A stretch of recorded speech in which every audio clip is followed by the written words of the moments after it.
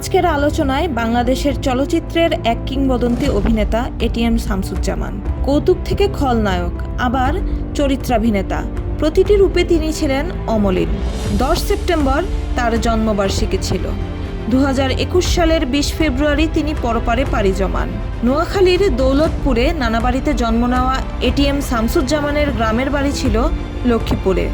বাবা ছিলেন বিশিষ্ট আইনজীবী ও রাজনীতিবিদ। শৈশব ও কৈশোর কেটেছে ঢাকায়, যেখানে স্কুল জীবনের ঘনিষ্ঠ বন্ধু ছিলেন অভিনেতা প্রবীর মিত্র।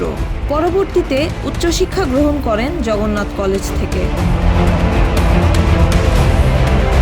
তার চলচ্চিত্রে পথ চলা শুরু হয় 1965 সালে নয়া জিন্দেগানি দিয়ে, যদিও ছবিটি মুক্তি পায়নি। আলোচনায় আসেন 1968 সালের এতটুকু আশা সিনেমায় অভিনয়ের মাধ্যমে।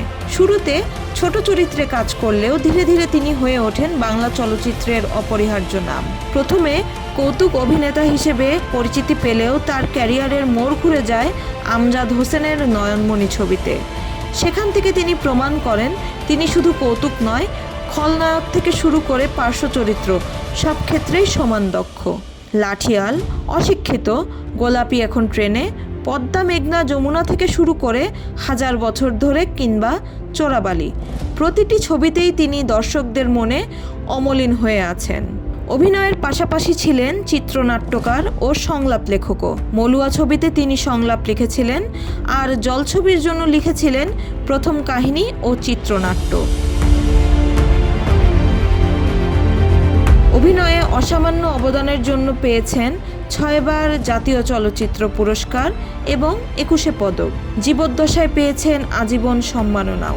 বাংলা চলচ্চিত্রের আকাশে তিনি ছিলেন এক অদম্য নক্ষত্র। কৌতুক থেকে শুরু, কিন্তু শেষ পর্যন্ত সর্বজনস্বীকৃত একজন কিংবদন্তি অভিনেতা এটিএম শামসুজ্জামান।